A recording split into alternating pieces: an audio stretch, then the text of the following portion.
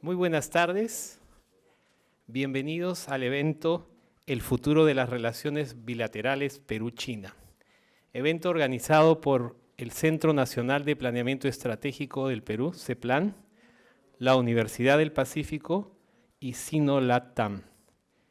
Esta tarde tenemos a expertos en el tema que van a permitirnos entender qué es lo que está detrás de este fenómeno del siglo XXI, que es el surgimiento de la China.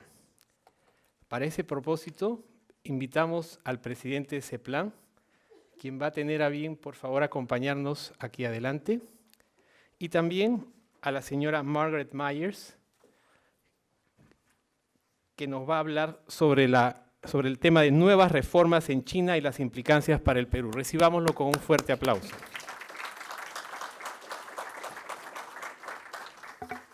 Margaret Myers es directora del programa China-Latinoamérica del Diálogo Interamericano.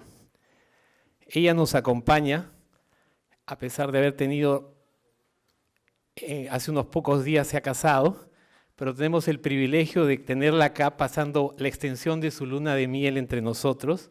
Nos comentaba la semana pasada que hace unos días estuvo con directivos de todos los bancos centrales de Latinoamérica en una reunión del BID, y esta tarde nos acompaña. Margaret tiene un Master's del Johns Hopkins University y de George Washington University. Ella ha sido funcionaria, antes de llevar a diálogo, con experiencia tanto de trabajo y viajes por América Latina y por China. En Margaret tenemos quizás una extraña confluencia de tener la especialidad en estudios chinos y también en estudios latinoamericanos. Ella ha sido, entre otras cosas, funcionaria senior del China Analyst for SAIC and Spanish and Chinese. Ha sido docente de la Universidad de Virginia en temas de las escuelas públicas. Mientras ha estado en diálogo, Margaret ha publicado numerosos artículos sobre América Latina, los Estados Unidos, así como publicaciones en journals y en muchas revistas especializadas en el tema de China y Asia. Recibámosla con un fuerte aplauso y la invitamos al podio acá para que nos toque el tema nuevas reformas en China y las implicancias para el Perú. Bienvenida, Margaret.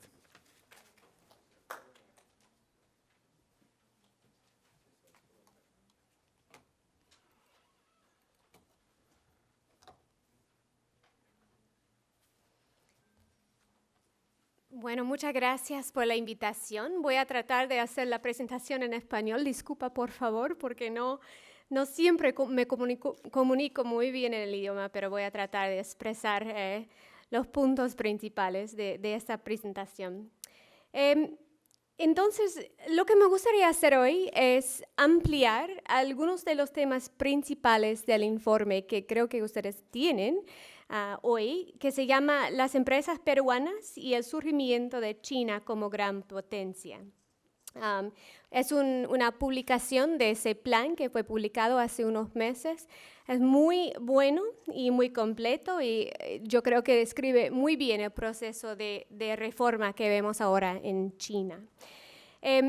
Voy a hablar hoy específicamente del programa de reformas propuesto en el Partido Comunista durante el tercer pleno, que tomó lugar hace un año. Y también muy brevemente del proceso de aprendizaje que se ve entre las empresas chinas en el extranjero, y en particular aquí en Perú. El programa de reformas y este proceso de aprendizaje que se ve entre esas empresas chinas va a cambiar un poco y ya está cambiando los tipos de empresas y los tipos de inversiones que vemos en la región por parte de China.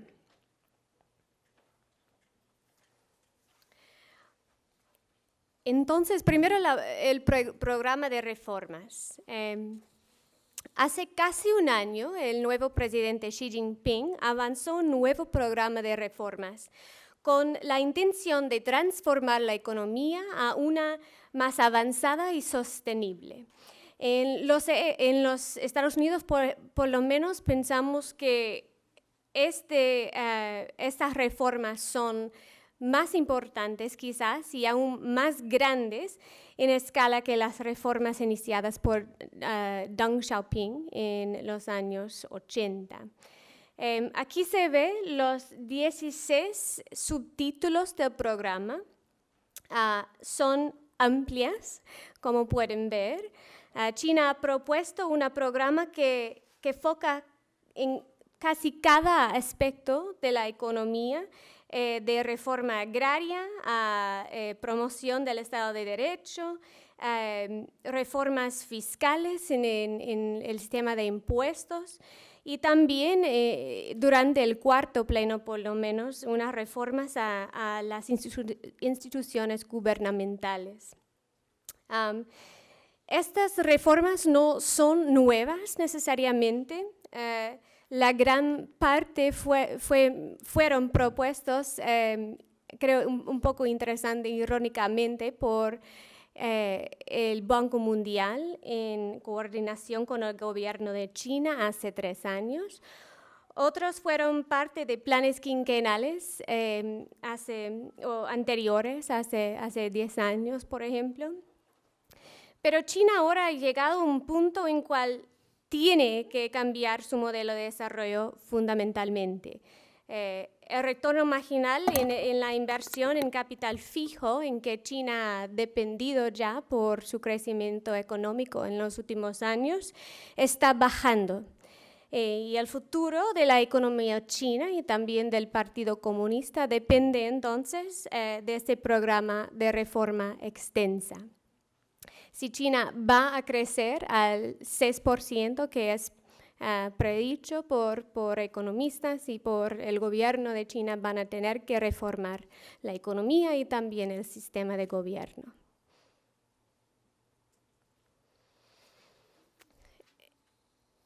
Aunque las reformas chinas son amplias, muy amplias, la transformación económica china, si es lograda en los próximos años, y no sabemos si van a lograr estos objetivos, hará poco para reducir la demanda china para materias primas en América Latina, con la excepción quizás de esfuerzos para consolidar y reformar la industria de acero en China, que en realidad es muy ineficiente.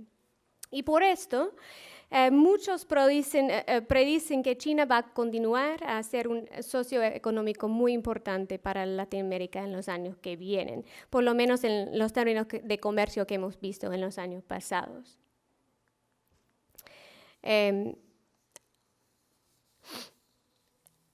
Las reformas continúan a apoyar la urbanización en China, y esto significa que la demanda para el cobre en China, que es muy importante para Perú, va a seguir aumentando en los próximos años. Y aquí se puede ver el aumento de demanda previsto en los próximos años en esta gráfica.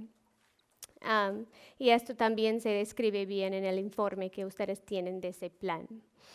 En el contexto de las nuevas reformas, la urbanización ayuda a aumentar el consumo interno y mejorar la seguridad alimentaria del país, entre otros objetivos. En el año 2020, China quiere que 60% de su población esté en ciudades.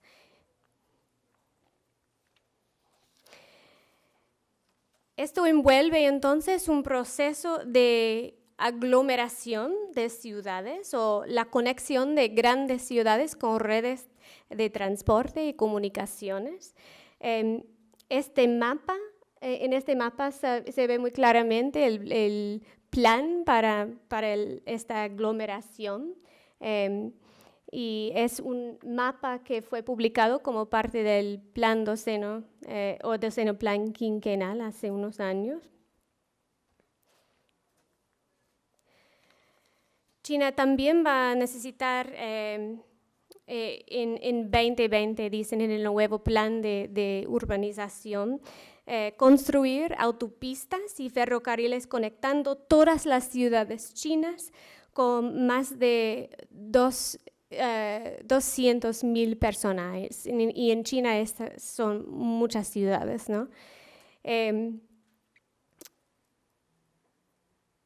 China va a necesitar, obviamente, metales y otros posibles productos peruanos para cumplir estos grandes objetivos en los próximos años. Y gracias a la limitada oferta mundial de cobre, eso significa que ahora, por lo menos, precios serán bastante estables.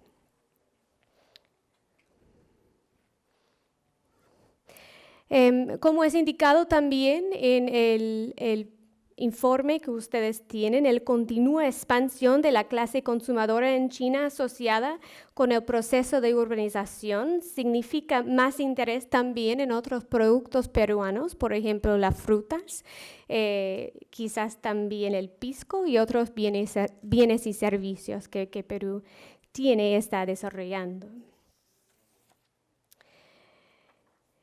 Entonces es muy probable que veremos un interés continuo en los recursos naturales de la región y quizás en una variedad más amplia de exportaciones. Pero la inversión china en la región de varias formas, ¿no? Inversión directa, también préstamos de bancos chinos estatales y también inversión cartera, va a parecer un poco diferente en el futuro. Todo esto debido a varios cambios relacionados con las nuevas reformas en China y por las lecciones que las empresas chinas han aprendido de su tiempo, de sus múltiples años en el extranjero ya.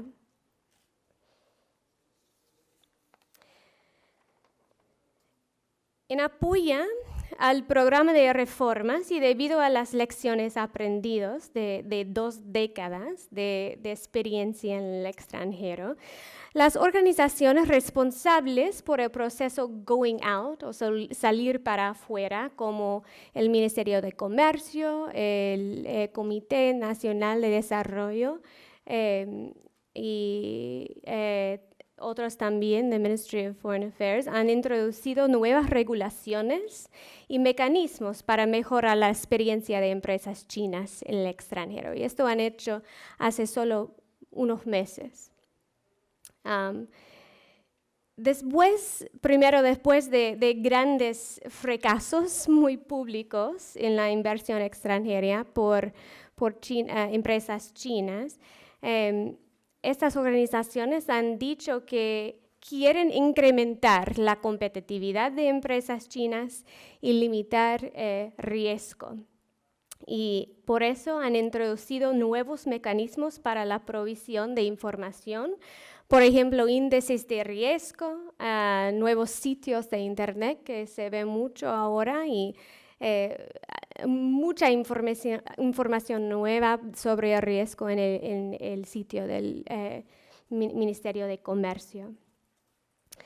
También han introducido directrices más estrictas para la protección del medio ambiente y el uso de trabajadores locales, que ha sido algo bastante difícil para China en los últimos años. Todo esto para mantener buena reputación en el extranjero y poder mantener una presencia en ciertos países y en la región. China ha también eliminado muchos de los procedimientos de aprobación de las inversiones en el extranjero. Por ejemplo, participación o para facilitar por lo menos participación en una variedad más amplia de empresas. Pero también han hablado de la introducción de un marco legal para inversión en el extranjero para controlar un poco mejor lo que las empresas chinas están haciendo en ciertos países y en ciertos sectores. Hablan también ahora de diversificación de inversión geográficamente y por sector para evitar el riesgo y para poder estudiar un poco nuevos procesos de producción y nuevas tecnologías. Como parte del plan de reducir la influencia de empresas públicas en la economía, también hemos visto apoyo financiero a empresas privadas en vez de empresas estatales. China ha restringido el préstamo a empresas estatales internamente, ¿no? Pero también en sus negocios en el exterior. Y un enfoque en el combate de corrupción también ha sido un foco central de las reformas. Es un poco intangible, pero ahora es una campaña bastante famosa, esta campaña de anticorrupción dirigida por Xi Jinping, y ha afectado un poco la venta de algunos bienes que están aquí en América Latina. Por ejemplo, ahora Brasil ha tenido difíciles con la venta de sus aviones Embraer, porque los chinos con mucho dinero no están comprando private jet, porque es algo corrupto en términos o en relación con esta campaña de anticorrupción. Interesantemente, el vino de Chile ha tenido beneficios por esta campaña de anticorrupción porque es considerado corrupto dar una botella de vino de Francia, pero vino de Chile no es tan corrupto, no es considerado tan corrupto. Entonces, la venta de vinos de Chile ha aumentado en los últimos meses. Entonces, no sabemos exactamente cómo va a afectar las ventas de productos de América Latina, pero sí todo eso va a afectar algo.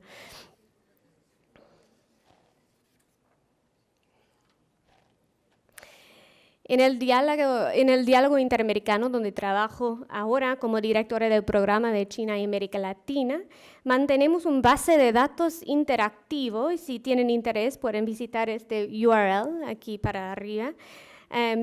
Con todos los préstamos que China ha dado a la región desde 2005 hasta ahora. Y vamos a poner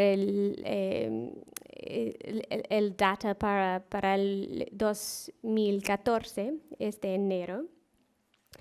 Pueden ver que en comparación por lo menos al resto de los países en la región, Perú no recibe muchos préstamos de China, pero los préstamos chinos todavía son muy importantes para la región, en particular para Venezuela, Argentina, Brasil y Ecuador, porque algunos tienen petróleo y otros no tienen acceso a mercados internacionales de finanzas.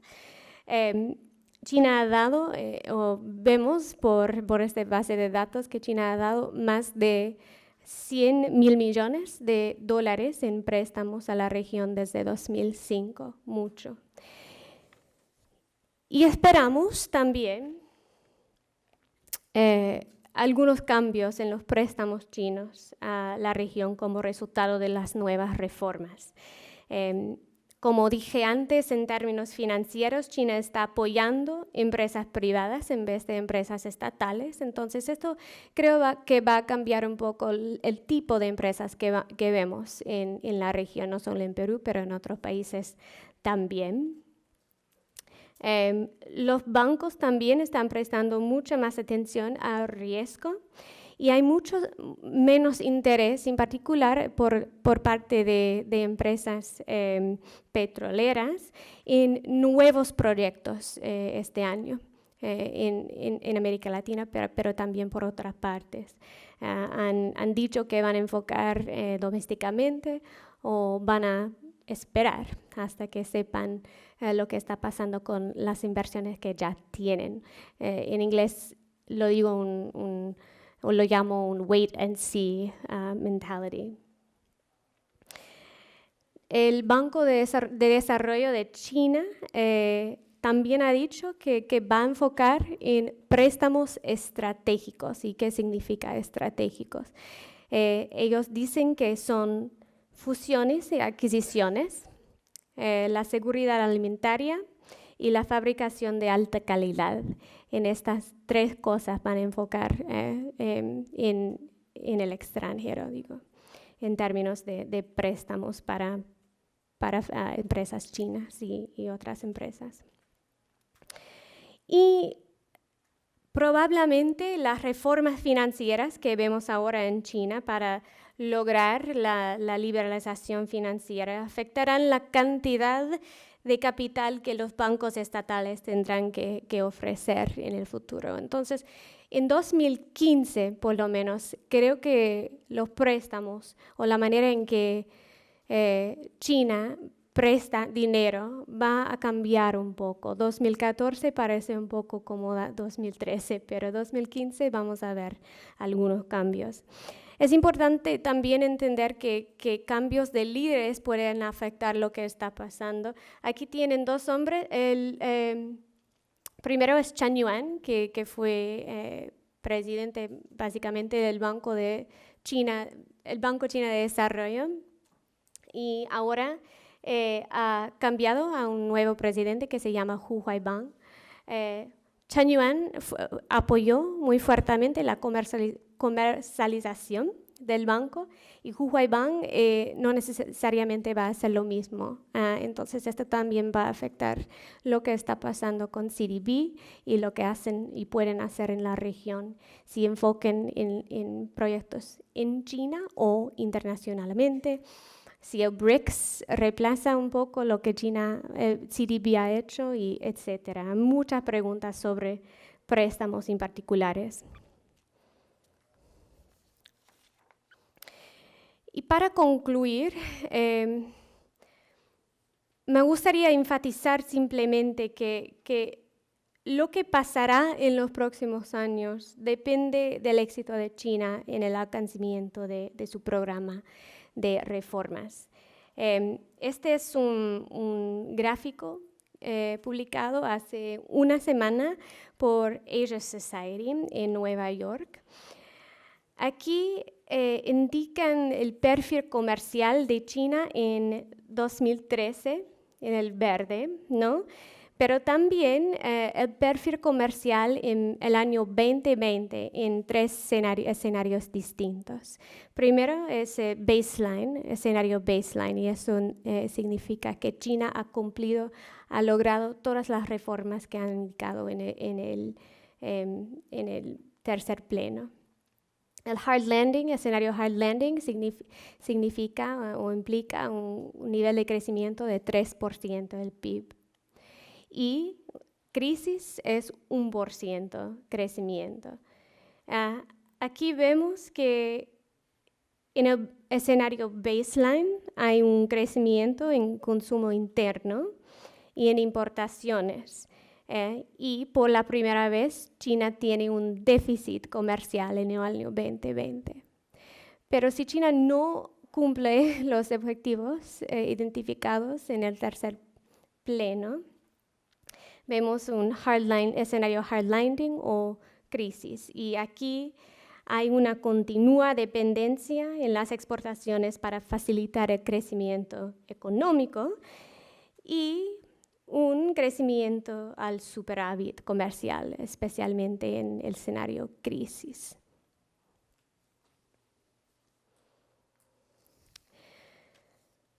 Y en términos de inversión, aquí vemos los activos y pasivos en los mismos escenarios. Vemos cómo son en 2013.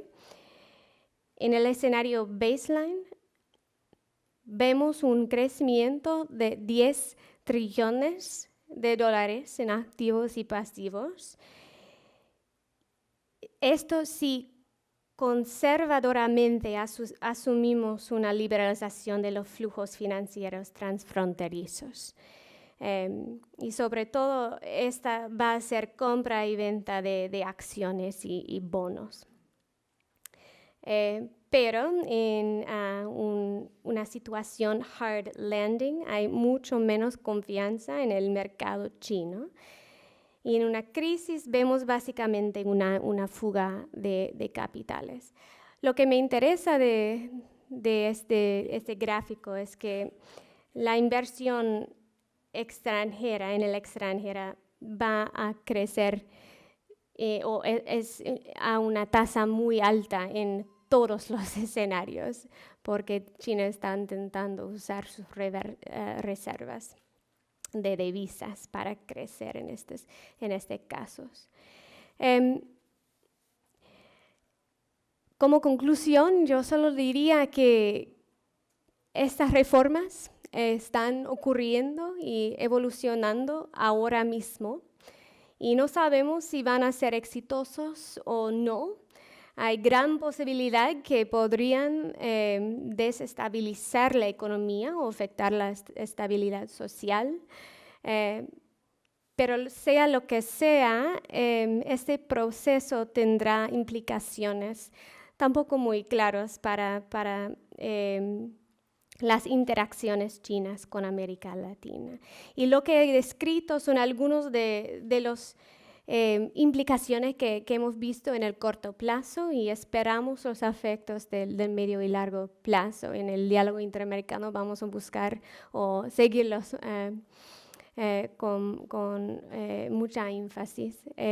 Entonces, muchas gracias a ustedes y espero sus comentarios.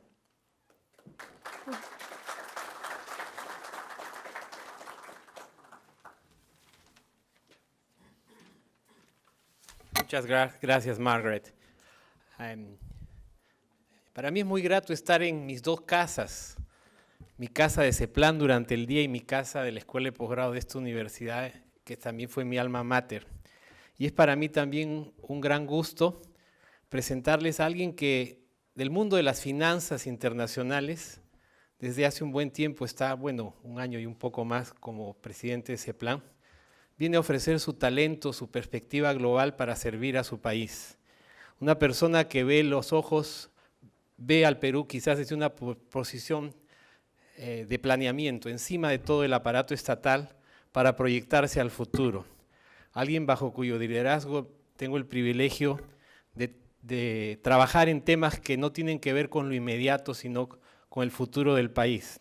Con ustedes voy a presentarles a mi presidente de CEPLAN, Carlos Anderson, quien nos va a tocar el tema Empresas peruanas y el surgimiento de China como gran potencia.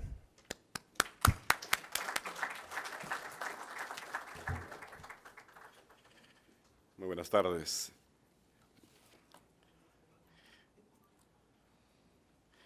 Yo me estaba preguntando a quién se refería. Normalmente no me tratan con tanto cariño. Igualmente también es un placer estar aquí, por supuesto, en la Universidad del Pacífico, donde pasé la mayor parte, bueno, no la mayor parte de mi juventud, pero muy buenos 5 años, así que es estar en casa, efectivamente. Me decía David que CEPLAN se está populando de gente de la Universidad del Pacífico, no es verdad.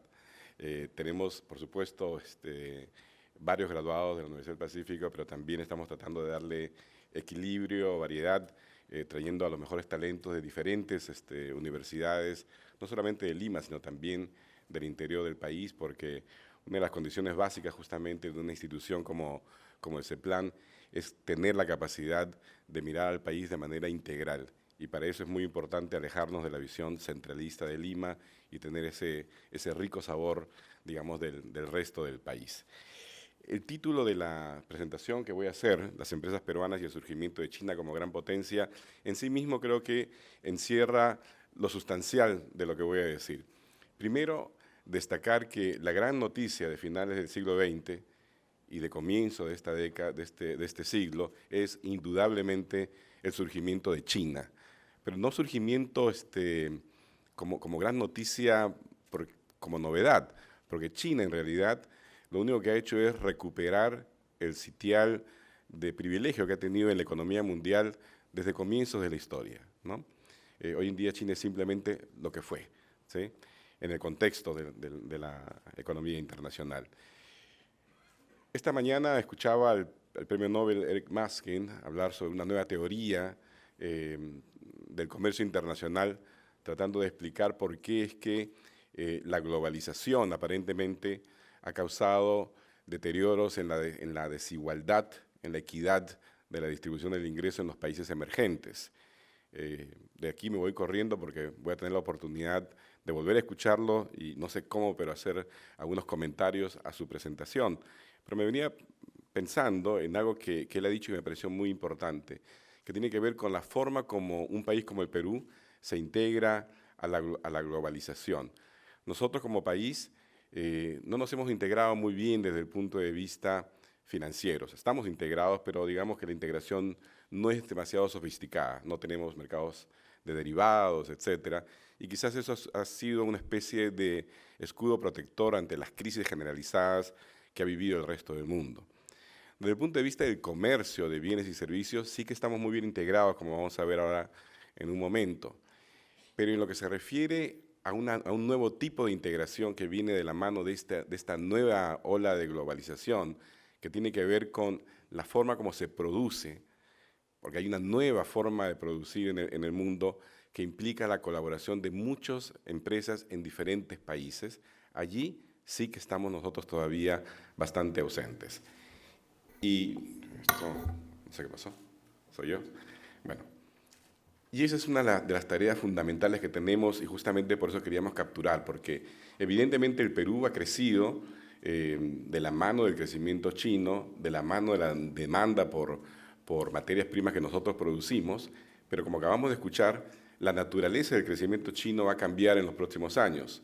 Se va a hacer cada vez más sofisticada, ¿verdad? Con mayor búsqueda de valor agregado.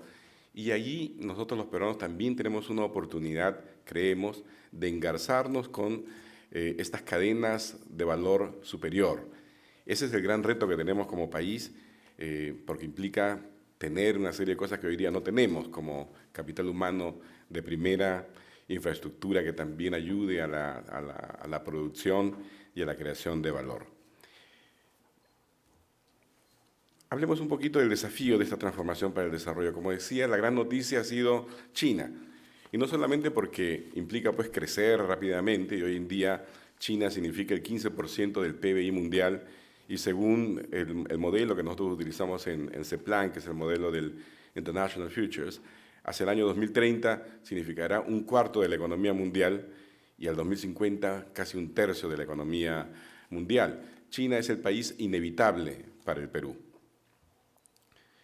De la mano de este crecimiento ha venido, por supuesto, también el llevar a cientos de millones de personas, sacarlas de la pobreza, a convertirse en ciudadanos de primera en el mundo, ¿no? Un aspecto interesante también de este crecimiento chino es que no es solamente un crecimiento hacia adentro, sino sobre todo hacia afuera, y que ha empezado a desarrollar también empresas de calidad mundial. Antes no era muy común escuchar de empresas chinas y hoy en día Lenovo, Huawei, empiezan a ser nombres más o menos comunes también, incluso en un país tan poco integrado con el resto del mundo como es el Perú. Y lo que queda claro es que estas empresas cada vez más se mueven en esa cadena de valor que implica mayor valor agregado, donde destacan la investigación y el desarrollo, la elaboración de marcas, el diseño, la manufactura, compitiendo de igual a igual con los mejores en el mundo. El Perú, evidentemente, está ubicado de manera preferencial. Estamos situados en el corredor que está destinado a convertirse en el epicentro de la economía internacional.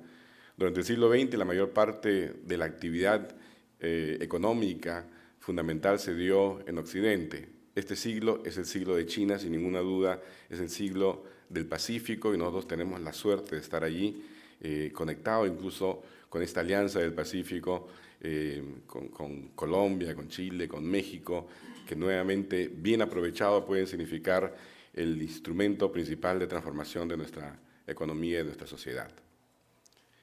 Claro que el tema va a ser nuestra capacidad para integrarnos inteligentemente desde el punto de vista productivo. Lo acabo de decir, si uno hace una taxonomía de lo que significa la globalización y la divide en tres y dice, bueno, globalización desde el punto de vista financiero, y ahí hacemos un pequeño check, ¿no? Globalización desde el punto de vista de la exportación e importación de bienes y servicios, hacemos super check. Pero si decimos integración desde el punto de vista productivo, allí sí que no tanto. A mí me encanta siempre mostrar mi iPhone por una razón muy sencilla, porque es una forma sintética de hablar de este nuevo tipo de globalización, la globalización productiva. Porque en este iPhone, las tierras raras, que son el material, digamos, con el que se hace, seguramente salieron de África, ¿no? El diseño, la conceptualización fue hecha en Estados Unidos. Muchos de los componentes internos han sido hechos en Europa y en Brasil y en otros lugares. Y el ensamblaje se hace en China, se hace en Brasil, se hace en Costa Rica, si no me equivoco, ¿no? Es decir, esto no tiene un solo lugar de fabricación, tiene multiplicidad de lugares. Y la decisión que tienen estas empresas para decir, bueno, ¿y dónde produzco? ¿Verdad? Tiene que ver con la capacidad que tienen estos países para efectivamente proveer a estas empresas de calidad mundial de aquellos factores que son necesarios para poder producirlo con la calidad que se espera, ¿no? Hoy en día, nosotros en nuestra relación comercial con China, le exportamos casi todo productos tradicionales, sin mayor transformación, 94% del total. Apenas el 6% son no tradicionales. Y si hacemos una disección también allí, encontraremos que los que tienen algo de tecnología es todavía muchísimo menor. China, de ser alrededor del 1%, digamos, del total de las exportaciones peruanas, ¿no? Hoy en día, en apenas 13 años, significa casi el 17, 18%, caminando al 20% del total. Es una cosa increíble realmente el crecimiento de las exportaciones peruanas a China, porque evidentemente es un mercado gigantesco que requiere sobre todo el tipo de productos que nosotros tenemos la capacidad de hacer hoy en día, ¿no? Claro que la mayoría cobre, harina de pescado, plomo, zinc y otras materias primas. Ahora, para poder incorporarnos a esta carrera de innovación y tecnología, carrera que se plantea la propia China, ¿no? A partir de este programa de reformas, es importante que nosotros entendamos que efectivamente un tamaño de mercado mucho mayor siempre nos permite hacer buen uso de las ventajas comparativas que podamos tener y de las economías de escala que puedan existir con el fin de aumentar la productividad. Aquí en la universidad nos enseña, y creo que la vida también lo demuestra, que el aumento de la productividad es el secreto para el crecimiento económico y a su vez, sin crecimiento económico no va a poder ser posible desarrollar estrategias de inclusión social para cerrar las brechas que hoy en día todavía dividen a la zona urbana de las zonas rurales del Perú, ¿no? Con el fin de lograr un mayor bienestar de la población. Y aquí la tarea pendiente es esa. ¿Qué deberían hacer las empresas peruanas para articularse inteligentemente en esas cadenas de valor regional primero y luego cadenas globales de valor? Bueno, uno de los elementos principales tiene que ver con la inversión en investigación y desarrollo, donde también nosotros tenemos una tarea gigantesca que cometer, ¿no? El Perú, a pesar de que ha habido en este gobierno un intento muy importante de dotarlo de recursos al CONCITEC, todavía el total apenas significa poco más del 0.15% del PBI nacional. Si lo comparamos con un PBI mucho mayor, que es el de Chile, ¿no? Y una proporción todavía mayor, que es 0.42, vemos el grado de diferencia en términos de recursos para impulsar la investigación y el desarrollo. No nos comparemos con China, que tiene el 1.6 de su extraordinariamente gigantesco PBI, ¿no? Aunque todavía no llega a los niveles de Estados Unidos. Luego, además de invertir en investigación y desarrollo, es importante fortalecer nuestro capital humano. Todo lo que estoy diciendo ustedes ya lo saben, pero es importante ponerlo en el contexto de este objetivo de integrarnos inteligentemente en las cadenas de valor China, ¿no? Yo siempre digo, China va a producir más automóviles que todo el mundo, ¿no? Millones de automóviles. Y yo me pregunto si no sería una buena idea quizás convertirnos en quienes hagamos los timones de altísima calidad, por supuesto, para poder integrarnos en esa cadena de valor. No tenemos que producir automóviles, podemos producir otras cosas, de la mano, por supuesto, de estas empresas, ¿no? En términos de capital humano, nuestra tarea también es muy grande. El índice de calidad de capital humano desarrollado por Altenok, de Bolt y de Mollestea considera cobertura, infraestructura, años de estudio y asignaturas, ¿no? Y en el conjunto, cuando nos comparamos con quienes tenemos que compararnos en la región, bueno, vamos mal, ¿no? Yo sé que las comparaciones son odiosas, pero son necesarias también para poder marcar las tareas. En términos de infraestructura, sabemos también que el Perú tiene una tarea enorme, pero que se está acometiendo, pero que hay necesidad de acometerla también cambiando un poco la perspectiva, porque hasta ahora, en general, la inversión en infraestructura en el Perú, desde el punto de vista del sector público, responde pues casi siempre también a consideraciones de carácter político.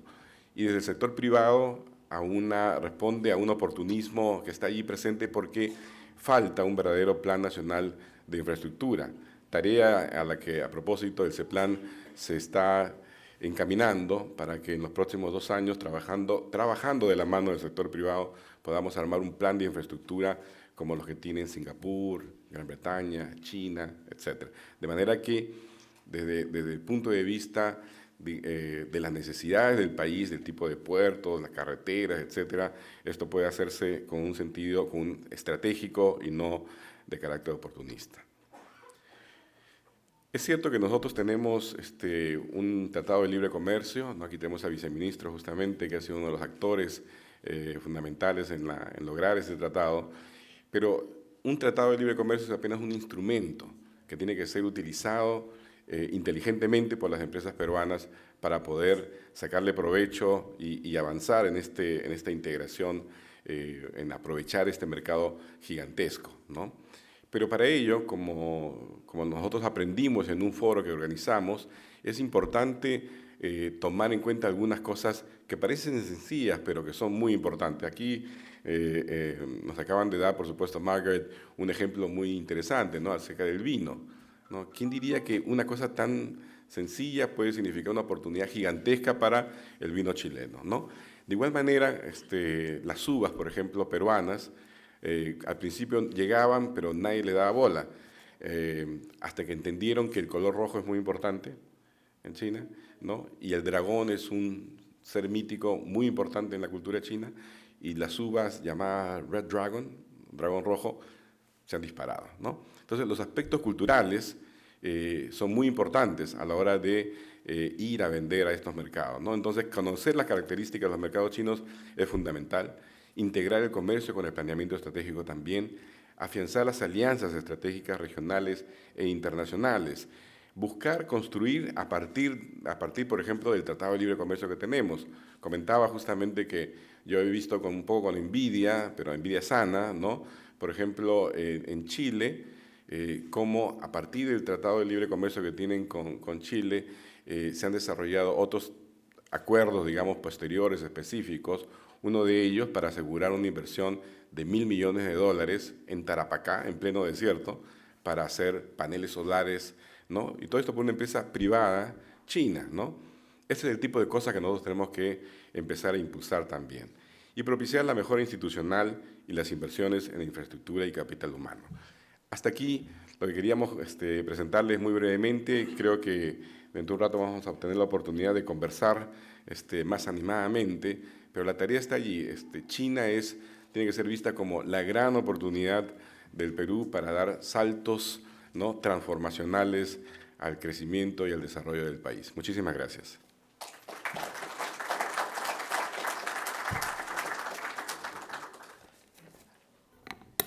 Muchas gracias al presidente de CEPLAN, Carlos Anderson.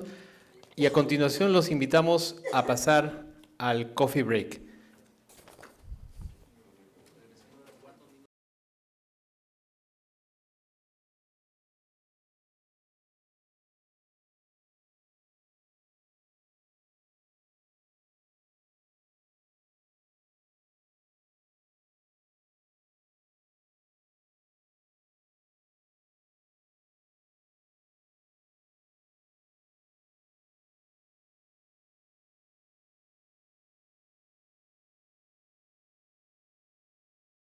Bienvenidos de nuevo.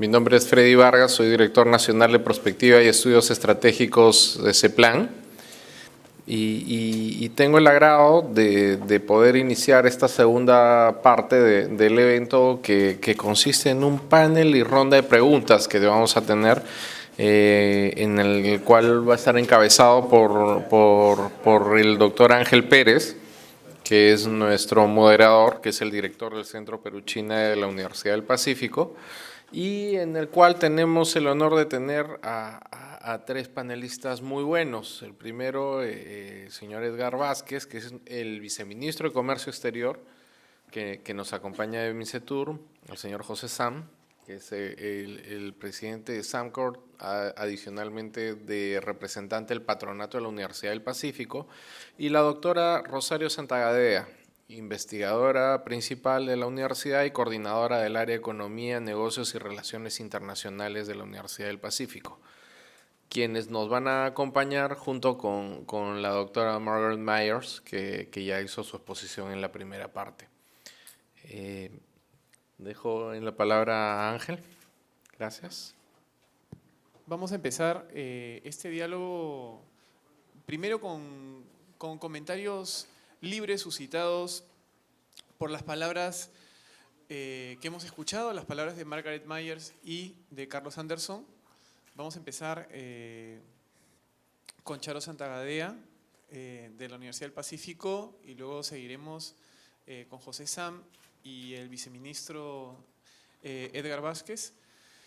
Y luego ya vamos a hacer algunas preguntas, voy a hacer algunas preguntas específicas, dependiendo también de la especialización de cada uno de los panelistas, y evidentemente también daremos la voz a Margaret para que pueda opinar y esto se convierta realmente en un diálogo.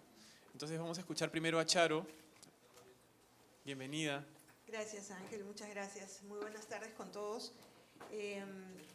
Bueno, yo he tratado de hacer una tarea académica y entonces he escrito mis comentarios, de manera que no va a parecer muy espontáneo, pero beneficiando de que teníamos un documento de ese plan y también Margaret, que publica periódicamente. Entonces, quiero presentarles estos comentarios que he querido elaborar y que básicamente se centran alrededor de una pregunta: ¿cómo lograr una relación de nuevo tipo con China? Es decir, una relación que salga del patrón tradicional de ser exportadores de materias primas y receptores de inversión directa en los sectores extractivos de recursos naturales y a su vez importadores de productos manufacturados de todo tipo. Me parece que es paradójico que este patrón, que se asemeja a la pauta tradicional de las relaciones norte-sur del siglo pasado, se esté reproduciendo en las relaciones económicas entre las economías emergentes del siglo XXI. Ahora, no es solo característico de la relación Perú-China, también se observa en la relación Perú-Brasil, por ejemplo, aunque en este último caso la pauta está cambiando progresivamente en años recientes. Tampoco es un patrón solo característico del Perú, también lo es de las relaciones de América Latina en su conjunto con Asia-Pacífico, pues el gran crecimiento del comercio birregional ha estado dominado por la pauta materias primas por manufacturas, lo que se traduce en la alta concentración de las exportaciones latinoamericanas en un reducido número de commodities. Ahora bien, hay que admitir que esta característica está reflejando en realidad lo que es la distribución de las ventajas comparativas entre las dos regiones. Sin embargo, los gobiernos y las empresas latinoamericanas tienen todavía un margen de maniobra amplio para desplegar políticas proactivas en el caso del gobierno y estrategias eficaces en el caso de las empresas, que conduzcan a una diversificación de las exportaciones, en particular las de mayor valor agregado. Solo que habría que ser realistas y pragmáticos en esta perspectiva. El día de ayer se presentó en la universidad el informe del Banco Interamericano de Desarrollo sobre el tema «Cómo repensar el desarrollo productivo en las Américas». lo cual es una reflexión no solamente oportuna, sino indispensable en el momento actual de América Latina y del Perú en particular.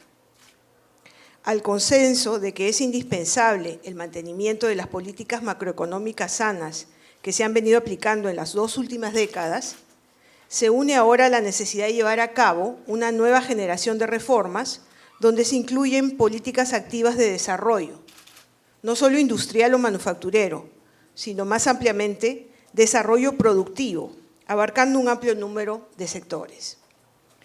Y la recomendación principal es que hay que hacer esto evitando los errores del pasado, en que las políticas se enfocaron a compensar a los actores económicos por su baja productividad frente a terceros, y por el contrario, se trata de aplicar enfoques nuevos conducentes al incremento de la productividad, la calidad y la competitividad internacional. En este contexto, la diversificación productiva debería conducirnos a generar nuevos motores en la economía, en sectores transables internacionalmente, que no son necesariamente alternativos a los que tenemos ahora, sino que se agregan a ellos.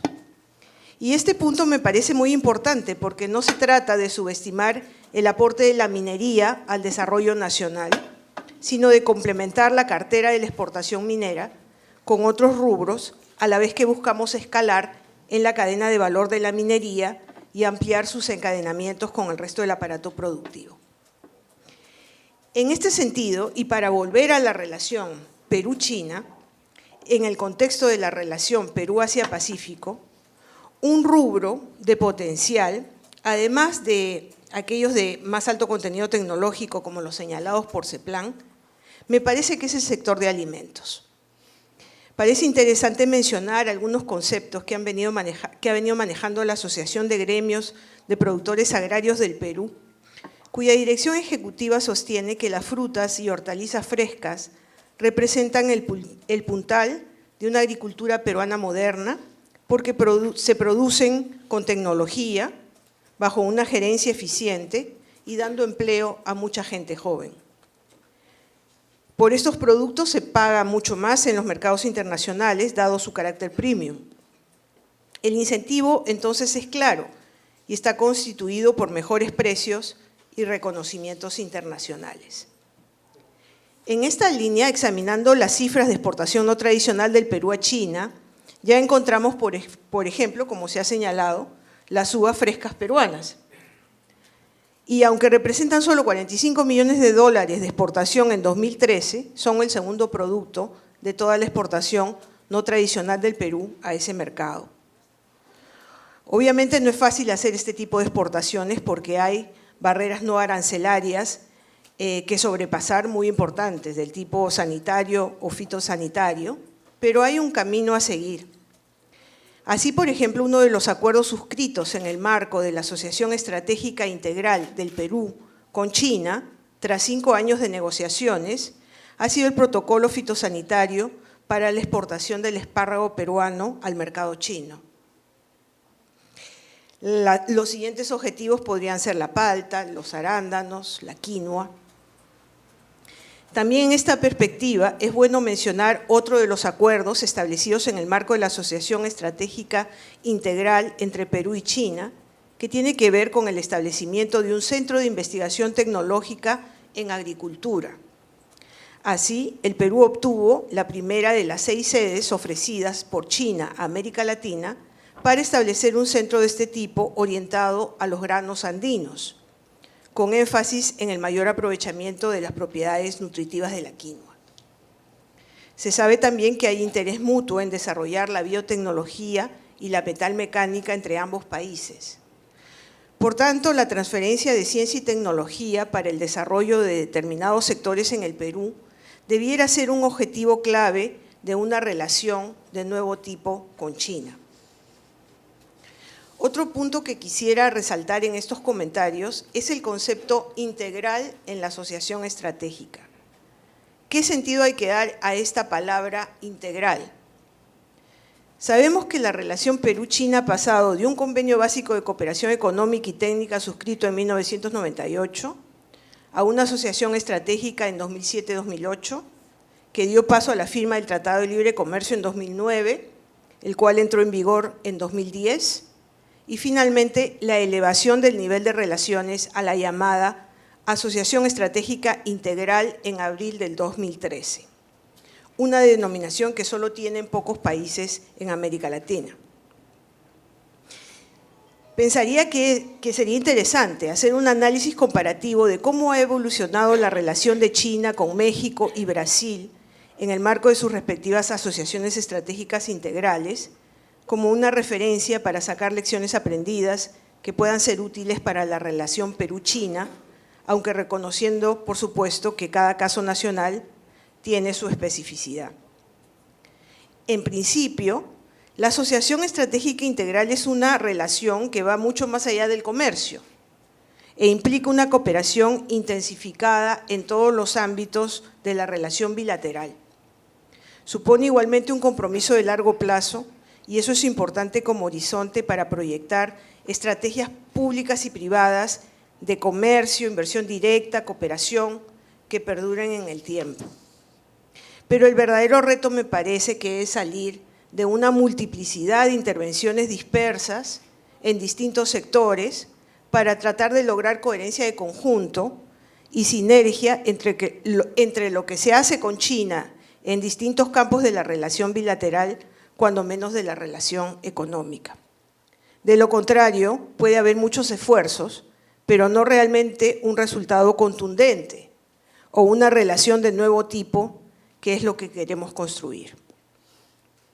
Y aquí me parece también que entra justamente el planeamiento estratégico para enfocar cuál es la visión objetivo a lograr en esta relación bilateral, que es el tema que justamente viene siendo tratado por CEPLAN. Ok, tengo un poco más de comentarios, pero tal vez lo dejo para más adelante. Muchas gracias.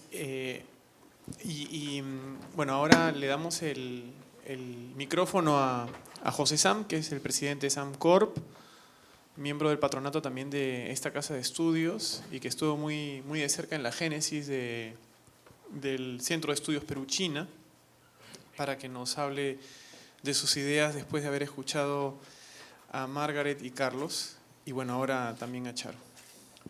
Bueno, muchas gracias por la invitación. Me alegra mucho estar acá porque el año pasado en el Sino Latam Forum, ¿no?, que coorganizamos con esta casa de estudios, uno de los invitados estratégicos, no sé si te acuerdas, Ángel, era Carlos Anderson, porque acababa de llegar, no sé si de Londres, a asumir el CEPLAN, y como nosotros planteábamos que la relación estratégica del Perú con China era justamente, para la redundancia, estratégica para el desarrollo del Perú, lo invitamos a él, ¿no? Y me alegra pues que hayan hecho un catch-up con el trabajo de manera tan rápida, porque incluso me acuerdo que Carlos era un poco escéptico con lo que se hablaba, que no sé si era viable o no el modelo chino, etcétera. Creo que lo convencimos y el trabajo que están haciendo es fenomenal, así que me alegro de estar en este foro. Luego, con respecto a lo que se ha comentado por Margaret, a quien primero felicitaciones por la reciente boda, bienvenida al equipo de los casados.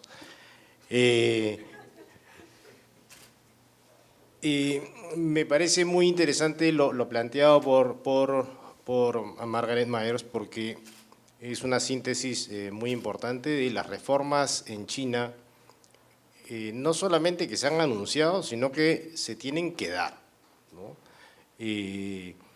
El Partido Comunista y el gobierno chino han entendido claramente que o se esfuerzan y se la juegan del todo por estas reformas, o el sueño chino no va a ser cumplido, ¿no? Entonces, si estas reformas van a funcionar o no, que es la pregunta final con la cual termina la presentación la señora Margaret Myers, es, como dice el dicho acá, común es la pregunta de los millones, ¿no? Porque depende el futuro de China de estas reformas y ellos lo van a hacer lo mejor posible. Si van a funcionar o no, no me atrevería a responder, pero les puedo decir que mi inclinación y mis grandes deseos y probablemente mi apuesta es a que sí lo van a lograr. Primero porque la primera generación de reformas ha sido muy impresionante, ¿no? Sacar de la pobreza a 600 millones de personas en 30 años, eso no lo ha hecho ningún pueblo de la humanidad. Y segundo, porque la sabiduría y la inteligencia con la cual se maneja el gobierno chino es bastante interesante y por lo tanto habría que darles no solamente el beneficio de la duda, sino cierto favoritismo con respecto a la apuesta. Entonces, mi apreciación es que deben lograr que las reformas se implementen y funcionen. Pero más allá de que lo logren o no, como persona que vive en esta parte del mundo, como peruano, ¿no?, ruego a Dios que lo hagan, porque para el Perú es fundamental de que la China siga creciendo, ¿no? Está claro que el crecimiento potencial del Perú está absolutamente ligado al crecimiento de China, ¿no? Si hacemos estadística en los últimos 25 años, probablemente no se mueva la estadística de que el Perú crece 0.7 de cada punto porcentual que ha crecido China, ¿no? Y la prueba más clara es lo que está pasando estos 2 últimos años, ¿no? China decidió crecer ahora 7.5 y nosotros ya estamos debajo de ese 0.7, lamentablemente creo por distintos factores, pero la caída fue inmediata, ¿no? Obviamente hay razones internas que atribuirnos, ¿no? Pero así de claro, China crece menos y el Perú nos hemos estancado. Entonces, ojalá que las reformas se den rápido, que China crezca a porcentajes altos para que siga siendo la locomotora que nos jale a un crecimiento mayor. Claro, por supuesto que no debería ser así, no deberíamos depender tanto de China, pero la falta de institucionalidad y la falta de fundamentos que en la economía peruana hace que todavía seamos muy frágiles y muy dependientes de lo que pase afuera, ¿no? Claro, si hacemos la tarea bien, probablemente podamos hacer que el crecimiento potencial aumente, pero las reformas, así como China necesita hacer sus reformas, nosotros en el Perú necesitamos urgentemente hacer las reformas, porque si no hacemos las reformas internas en la economía peruana y en el país, en la institucionalidad del país, difícilmente podamos lograr el sueño peruano, ¿no? Y yéndome hacia el lado de la relación estratégica, creo yo que lo fundamental es para el Perú entender bien a China y lo que está pasando con China, su historia, su cultura, cómo piensan, su intelectualidad, cómo funciona el gobierno, cómo funciona el sistema. Necesariamente la relación se va a profundizar, es imposible que la relación no se profundice, ¿no? Por la cantidad de inversión que hay en China, por la necesidad que tiene China de recursos naturales, por la necesidad que tenemos el Perú de relacionarnos con China. Por lo ya hecho, la relación se va a profundizar. Pero es muy importante el trabajo intelectual, el trabajo académico, las cosas que se vienen haciendo en el CEPLAN por tratar de entender lo que va a pasar con China en la universidad y en los think tanks como el Sino-Latam, porque de cómo se va entendiendo la madurez y la transformación de China, si logramos entenderlo bien, vamos a poder conectar mejor, ¿no? China va a evolucionar, las reformas van a hacer que evolucionen. Entonces, si nosotros logramos entender cómo es esa evolución y nos anticipamos, vamos a poder conectar y hacer que la relación fluya más. Una cosa interesante, para acabar esta intervención, es esta semana, no sé si fue ayer, Xi Jinping sale a mencionar que se necesitan más think tanks, ¿no? No solamente chinos, sino think tanks que entiendan a China y que le ayuden a China a pensar cómo va a evolucionar, ¿no?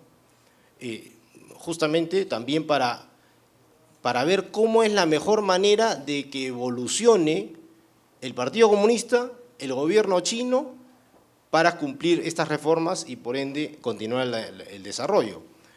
Y una cosa clara que decía era, pero no podemos tener think tanks, ¿no? Ideologizados y cerrados, no podemos tener think tanks que solamente piensen con ideologización occidental. Necesitamos apertura de mente, porque acá se tiene que gestionar un nuevo modelo que permita a China seguir creciendo. Porque el consenso en China es que un modelo occidental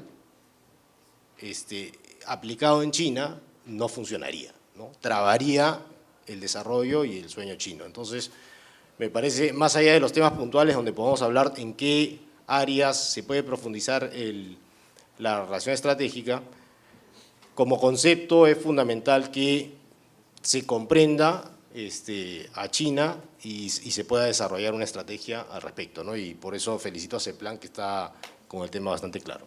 Gracias. Muchas gracias. Y en la línea de lo comentado, creo que una de las ventajas y cosas buenas de estos diálogos es precisamente la intervención de actores de distintos ángulos y la intención también, por ejemplo, de la Embajada China era estar presente aquí. La honorable embajadora de la República Popular China se disculpó porque ha tenido que acompañar al presidente de la República a la reunión de la PEC en Beijing. Sin embargo, está aquí y también agradezco mucho la presencia de dos representantes de la embajada, de la embajada china, y en esa línea el diálogo, ¿no? Desde todos los puntos de vista es muy, muy importante. Es la idea también del Centro de Estudios Perú-China. Por eso está también aquí con nosotros el viceministro de Comercio Exterior, Edgar Vázquez, que nos va a dar otra perspectiva. Muy bien, muchas gracias a todos. Es un gusto estar acá nuevamente y acompañado de tan importante panel. Creo que es un esfuerzo importante de ese plan, es una iniciativa interesante. Hace unos minutos estaba conversando con algunos de los funcionarios y les decía que el documento me parece un buen documento de generación de debate. Uno puede estar de acuerdo o no en algunos de sus enunciados, pero incita al debate, incita a la reflexión, incita al estudio, al análisis, y creo que ya solamente ese hecho es algo que le brinda valor a la actividad y por supuesto que nos brinda la posibilidad de reflexionar alrededor de todas estas materias y en el día de hoy en relación a nuestra creciente relación de amistad con la República Popular China.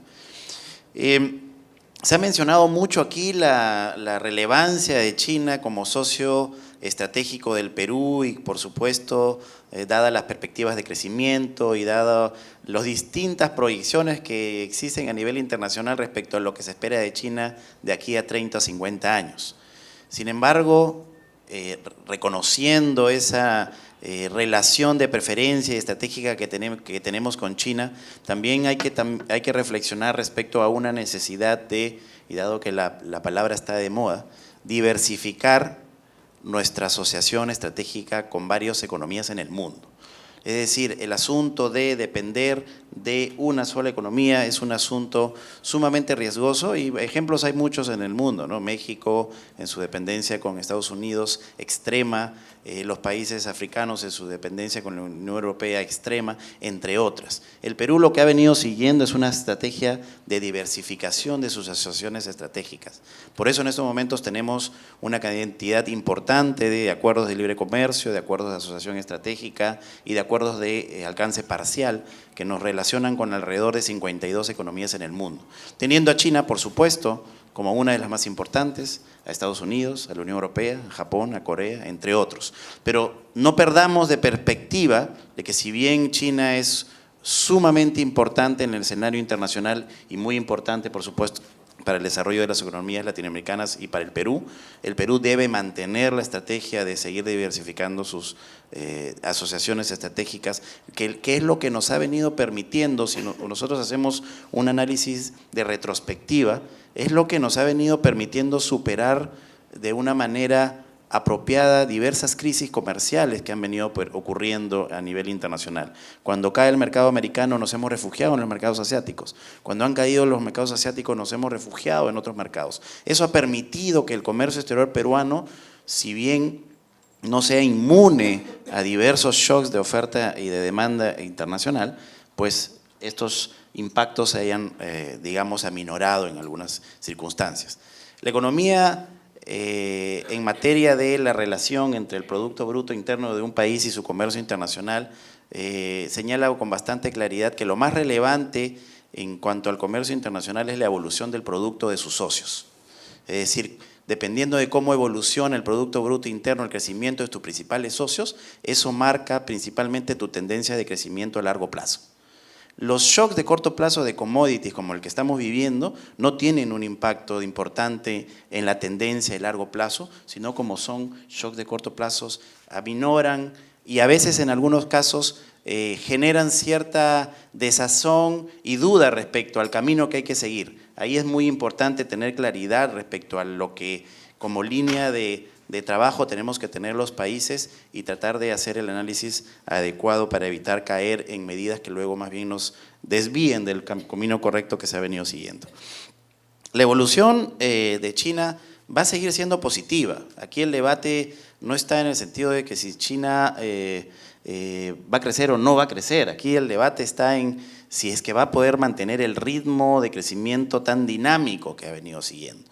Como bien se ha mencionado en las exposiciones previas, el escenario base de la economía, para la economía china en el futuro es un escenario bastante optimista en realidad, en el que, si ustedes pueden apreciar, se genera un mayor déficit comercial, es decir, va a haber un incremento mayor de las importaciones de China respecto a sus exportaciones, lo que genera un amplio abanico de oportunidades para todos los que somos sus socios internacionales y, por supuesto, nos da también la oportunidad de ir evaluando la posibilidad de ir ampliando la oferta exportable que tenemos actualmente con China. Creo que en ninguno de los tres escenarios hay una reducción de las importaciones en el mediano y largo plazo. La diferencia entre los escenarios está entre si va a haber un superávit, va a seguir manteniéndose el superávit comercial de China que le genera dependencia en mercados internacionales, o va a generarse un déficit en el escenario base que permita a China depender un poco más de su mercado interno. Por ahí va el debate. Entonces, nosotros tenemos que magnificar adecuadamente cuáles son los posibles impactos de estos escenarios para también, por supuesto, llevar adelante las políticas comerciales adecuadas con nuestro socio comercial. Con relación al relacionamiento específico con China, ya ha sido detallado por Rosario respecto a las diversas etapas que hemos tenido en la evolución de los acuerdos, desde un acuerdo base, un tratado de libre comercio y ahora una asociación integral, estratégica integral. Y lo que vamos a desarrollar y se va a anunciar por el presidente de la República ahora en sus reuniones a desarrollarse en APEC, son la firma de algunos convenios bastante específicos, tal cual lo han hecho otros países. Ya empiezan a desarrollarse convenios sectoriales en relación al desarrollo específico de algunos proyectos estratégicos para algunos de los países. No voy a entrar en detalles, dado que eso es algo que va a ser anunciado en su respectiva oportunidad por las autoridades, pero la relación con China sigue creciendo, sigue mejorando, sigue estableciendo líneas de comunicación que nos permitan aprovechar esta sinergia que se va generando. Yo creo, sin embargo, que sí hay claridad respecto a un antes y un después en la relación bilateral, tomando en consideración el Tratado de Libre Comercio con China. Yo quisiera compartir unas cuantas cifras con ustedes, muy brevemente.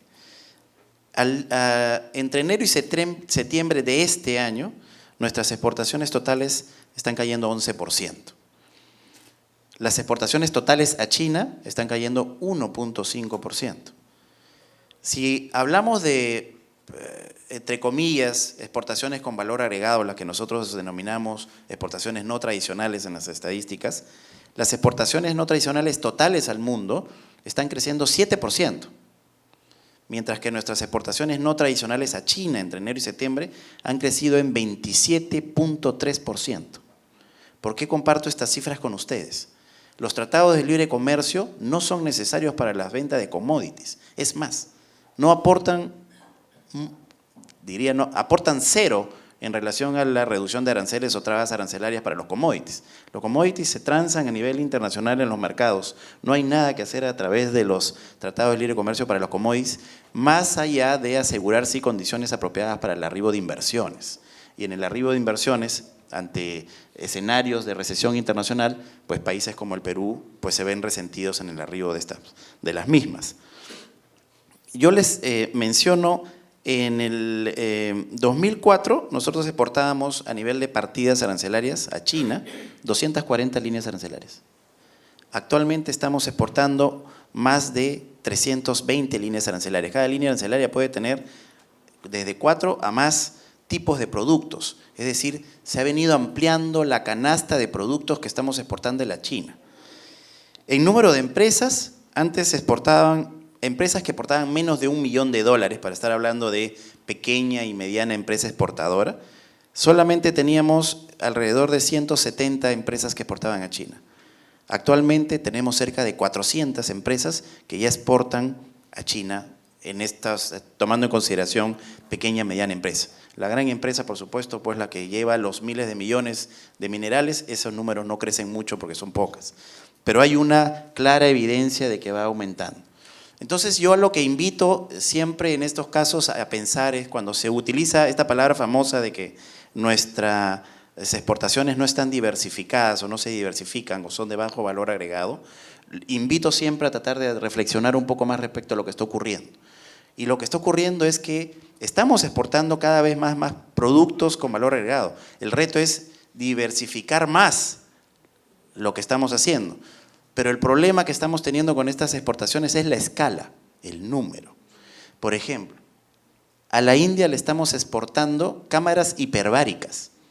Somos el principal exportador de cámaras hiperbáricas a la India. No sé si ustedes sabían que en el Perú se fabricaban cámaras hiperbáricas de alta tecnología, del sector metalmecánico en Villa El Salvador. Uno va y son unas máquinas maravillosas. ¿Cuál es la capacidad de planta de este señor? 15 cámaras hiperbáricas al año. Claro, cada cámara hiperbárica son $50.000. Estamos hablando de productos de alto valor agregado.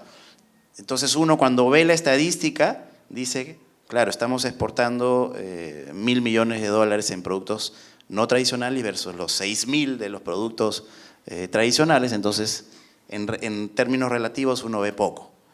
Pero en realidad lo que está ocurriendo es que se están generando iniciativas de exportación que por supuesto requieren de mayor promoción, requieren de acompañarlos en la apertura de los mercados, no tienen las facilidades financieras para poder hacer expansión de inversiones. Hay una serie de condicionantes que están haciendo que esta diversificación no sea más acelerada de lo que podría ser dado el ingenio y la capacidad del peruano.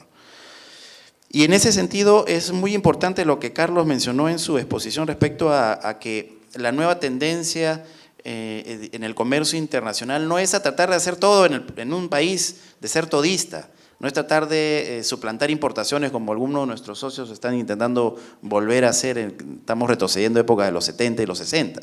Se trata de poder engancharnos en determinados eslabones dentro de una cadena de abastecimiento global. Esa es la nueva forma, o la forma actual en realidad en la que la mayoría de los países están entrando a trabajar en el comercio internacional. Y si uno pudiera construir un mapa de relacionamiento de cadenas de abastecimiento global, va a ver claramente cómo está sumamente poblada la línea entre Europa y Estados Unidos, y se viene desarrollando la línea entre Estados Unidos, Europa y Asia, y Latinoamérica está casi no presente en estas cadenas de abastecimiento global. Entonces nuestro reto es precisamente empezar a trabajar para insertarnos de una manera eficiente en ello.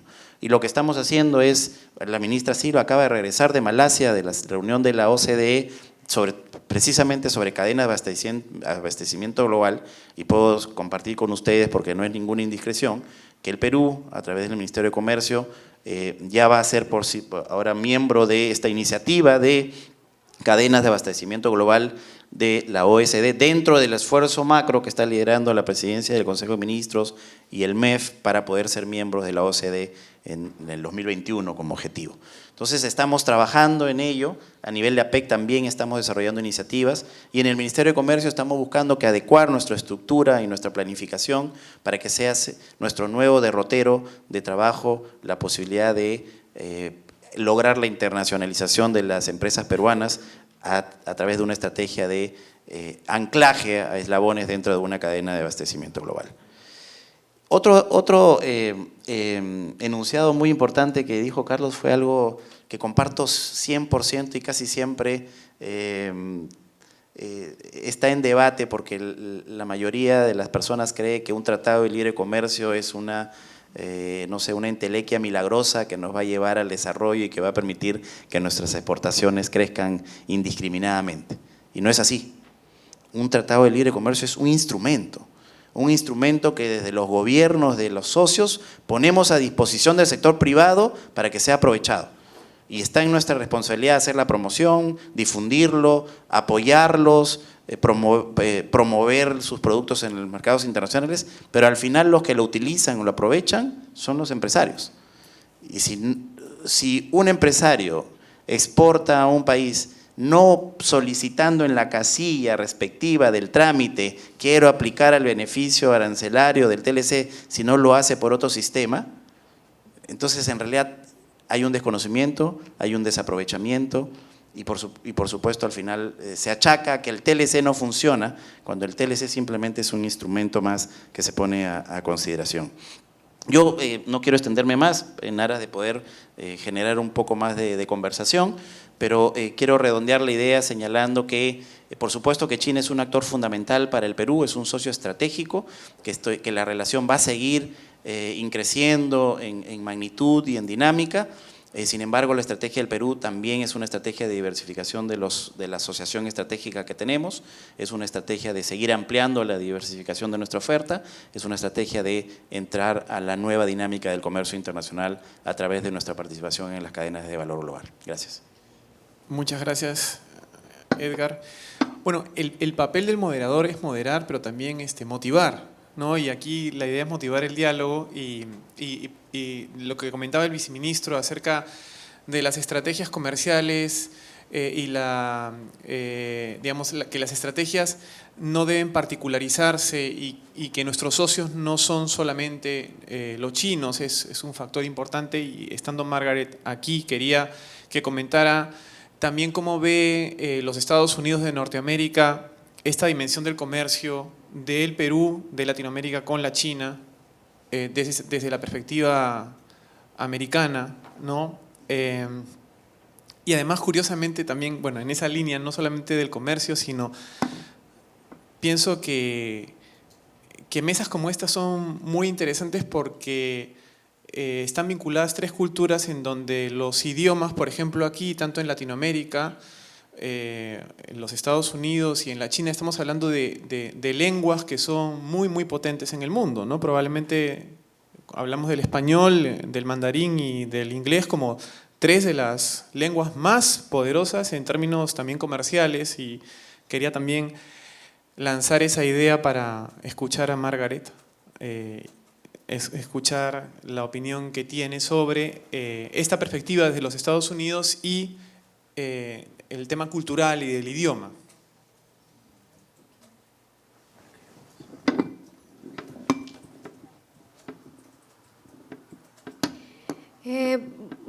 Me parece que no hay opiniones muy fuertes en Estados Unidos ahora sobre lo que está pasando con el comercio entre América Latina y China, sino sobre lo que Estados Unidos va a hacer en términos de comercio con China.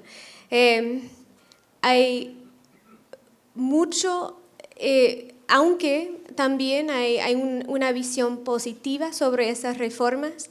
También hay muchos en los sectores privados, en particular, comerciales, que piensan que algunas de las reformas no van a pasar o que van a tener efectos que no hemos anticipado ya.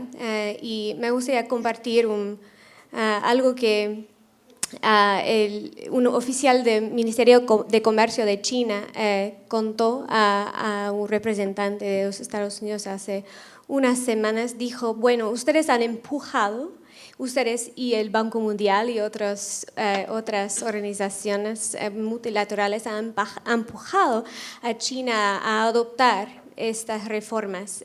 Son reformas tipo, es un playbook, se llama, de economías avanzadas, ¿no? Una réplica básicamente de lo que el Banco Mundial recomendaría. Y es verdad que Estados Unidos y otros países han empujado este tipo de reforma, pero dijo a este representante del gobierno de los Estados Unidos que espera que Estados Unidos y el mundo avanzado está listo para las consecuencias de esas reformas, porque en China tampoco saben necesariamente lo que va a pasar.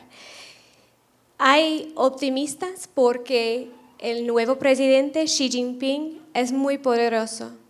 Es un candidato de compromiso que tiene mucho poder para avanzar lo que está pasando, que ha iniciado esta campaña de anticorrupción que no tiene precedente y está haciendo cosas que no hemos visto por muchos años, desde la época de Mao Zedong.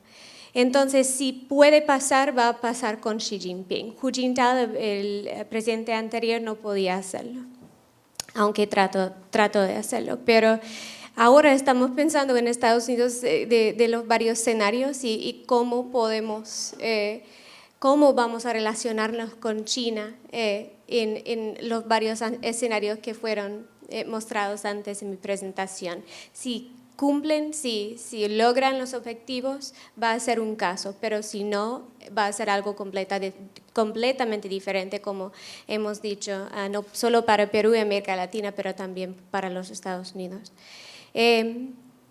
Lo que me parece muy interesante sobre los idiomas es que he visto, antes yo había pensado que yo soy muy importante porque hablo un poco de español y un poco de chino y bastante bien el inglés. Pero no es así nada más porque hay un montón de personas que hablan los 3 idiomas perfectamente.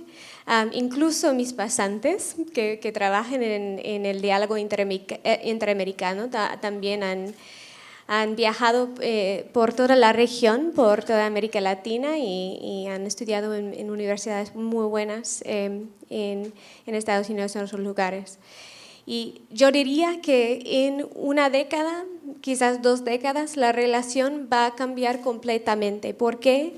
Porque las personas que van a dirigir, que son presidentes de esas organizaciones de empresas chinas, de empresas de América Latina, van a tener mucha experiencia en las otras regiones y van a entender las culturas, van a entender lo que está pasando en términos de reforma o económicamente adentro de algunas instituciones importantes en China. No van a tener que estudiar por años y años para entender lo que está pasando. Entonces, esto realmente va a cambiar el futuro o la relación. Hay otros factores también, obviamente, pero es muy importante y es muy buena pregunta. Y gracias a los institutos Confucius tenemos acceso ahora en América Latina a educación en China.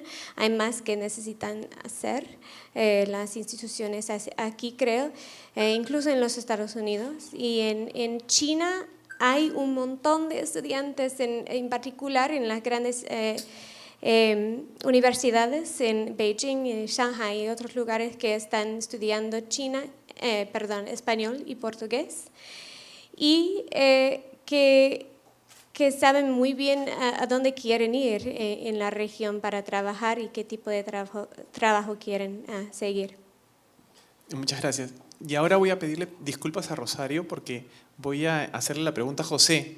Y yo sé que José tiene algunas ideas con respecto al tema cultural y en la línea de los idiomas, por ejemplo, alguna vez hemos hablado, José, sobre que falta un curso de historia global en los colegios que nos ayude a comprender no solamente la cultura occidental, sino la cultura oriental y también hemos hablado de los idiomas. Bueno, quería que tú explicaras un poquito más tu pensamiento y que lo relacionaras con, evidentemente, el mundo de los negocios, que es en el que te mueves también. De acuerdo, gracias por la compleja pregunta, Ángel. Vamos a ver por dónde la abordamos. Efectivamente, el tema de las ideas, el tema de la cultura es un tema fundamental para acercar civilizaciones, ¿no? Y está claro que han habido avances en los últimos tiempos, ¿no? De Occidente y Oriente de acercarse. Ciertamente los avances en el último siglo han sido mayores que los avances pues, de la historia de la humanidad, ¿no? Donde yo no sé cómo será en China exactamente la currícula de historia, pero en Occidente, al menos yo he estudiado acá y en Estados Unidos, el mundo cuasi, digamos, el mundo que estudiábamos casi empezaba en Mesopotamia para el Occidente, ¿no? La historia china era mencionada como, por ahí existen unos que le llaman chinos, básicamente, ¿no? Además hice una investigación sobre libros de historia universal y curiosamente los libros de historia universal siguen el patrón de Mesopotamia para Occidente, ¿no? No existe, hasta por lo menos no he encontrado, ni en Amazon ni en ningún lado, un libro donde hay un libro de historia de la humanidad, ¿no? Donde se conozca sobre la historia china, sobre la historia de Occidente, etc. Lo máximo que he encontrado es un par de esfuerzos donde interesantes, donde ni siquiera son libros, son unos cuadros sinópticos, unos charts, como dicen los americanos, históricos, y donde te dicen hace 5.000 años qué pasaba en distintas partes del mundo, hace 2.000 años qué pasaba en distintas partes del mundo, hace 1.000 años qué pasaba en distintas partes del mundo, y ahí incluyen cultura china, cultura india, los turcos, los otomanos, etc. Eso es lo más interesante que he encontrado en cuanto a lectura holística de la realidad y de la historia de la humanidad. En ese sentido, el día de hoy me parece que con un mundo globalizado, hablar de historia, hablar de Oriente y Occidente es un paradigma que se tiene que romper, ¿no? Ya la cantidad de gente que se mueve de los dos lados del mundo es impresionante, el comercio, la globalización y el comercio, el intercambio han hecho que ya no hayan fronteras prácticamente, digamos, ¿no? Ni qué decir del Internet, donde en China hay 600 millones de usuarios, y donde el caso de Alibaba es un ejemplo de lo que está pasando en el mundo, ¿no? O sea, sale el IPO más grande de la historia y lo hace una empresa china en Nueva York, ¿no? Entonces, ese es un ejemplo excelente de cómo el mundo está cambiando y el mundo está finalmente siendo, no finalmente, pero estamos siendo uno solo y no dividirlo por culturas, etcétera, ¿no? Y el idioma, pues sí, el idioma más hablado del mundo es el español, ¿no? En eso nos podemos enorgullecer. Segundo es el chino y tercero es el inglés, ¿no? En cuanto a personas que hablen tal lengua, pero está claro que tenemos que buscar maneras de entendernos, cada vez más gente hablará más idiomas, y eso será una ayuda y eso promoverá la integración y el intercambio, ¿no? Lo que es muy importante es promover los intercambios académicos, culturales, ¿no? Porque eso va a generar en acelerar la velocidad del conocimiento cultural. Eso va a generar confianza y va a generar mecanismos para profundizar el intercambio y el desarrollo. ¿A qué me refiero? Por ejemplo, ¿no?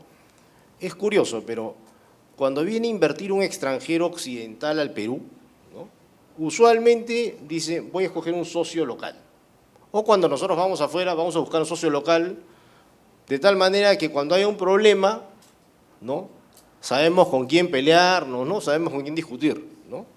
¿Qué es la estrategia normal de cualquier, como decía en la presentación la señora Myers, going out, ¿no? Hay una estrategia de going out para las empresas, que es, ok, para bajar el riesgo busco un socio local. Para el occidental es muy fácil encontrar un socio local en Occidente. Pero, por ejemplo, en el caso de la inversión extranjera china en el Perú,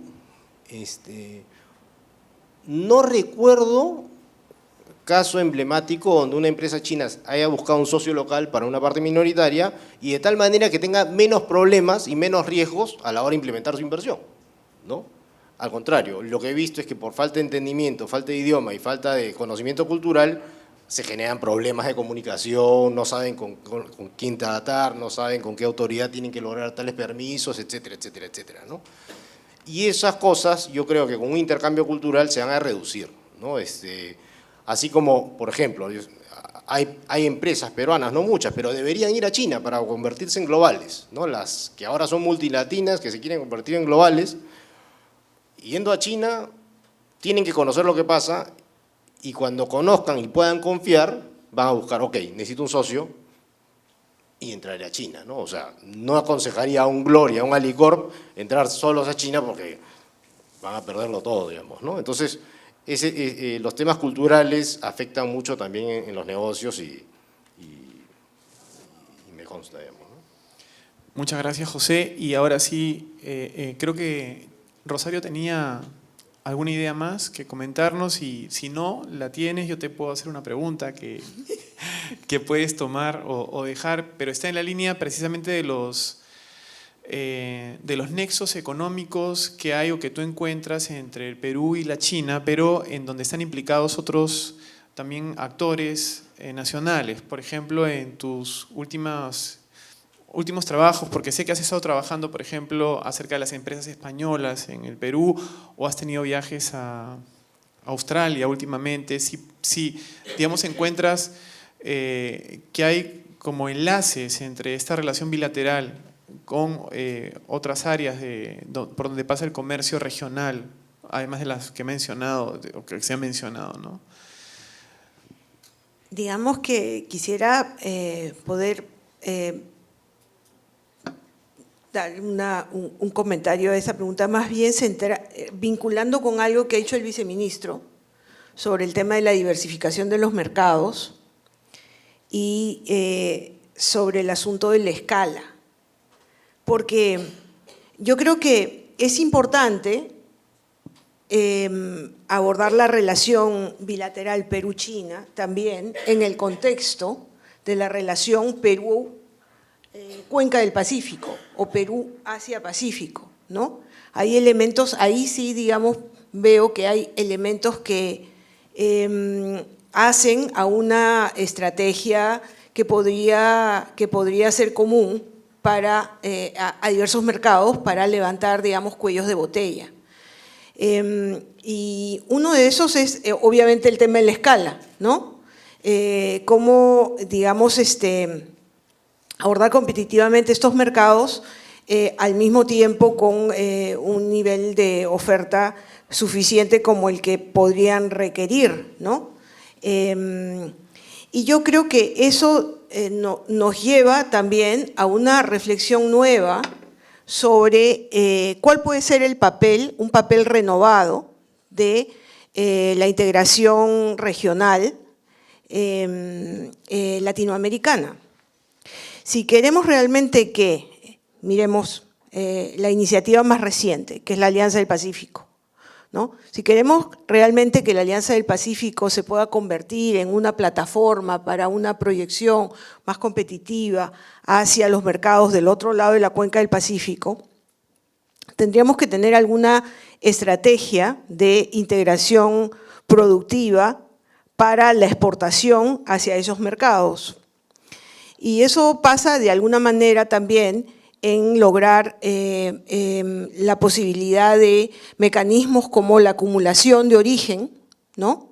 entre los países de ese grupo regional, de manera que los insumos o bienes intermedios que puedan ser que provengan de otros países de la Alianza del Pacífico y que sean utilizados en producciones que el Perú, por ejemplo, dirija hacia China u otros mercados asiáticos, pudieran ser considerados como parte del contenido local o nacional. De hecho, eso es otro componente, creo, a lo que el viceministro señalaba y CEPLAN también lo indica en su documento, como la necesidad de empezar a pensar que no tenemos que producir los bienes finales completos, sino insertarnos en una cadena de valor determinada. También yo creo que debemos ir hacia buscar estos mecanismos de acumulación de origen que permitan que asociaciones como, por ejemplo, la de la Alianza del Pacífico, pudieran convertirse realmente en una plataforma para generar producciones competitivas, conjuntas, hacia China o hacia otro mercado de la Cuenca del Pacífico. Entonces, el tema de la escala yo también lo vería relacionado con esto. Ahora, es complicado porque significa que la contraparte, en este caso, por ejemplo, China, tendría que aceptar ese mecanismo de acumulación de origen como válido, lo cual, digamos, es bastante complejo como negociación. De pronto, los acuerdos interregionales, tipo, por ejemplo, el TPP, ¿no?, el Trans-Pacific Partnership, puedan ser un camino hacia buscar estos mecanismos que finalmente conducen a lograr este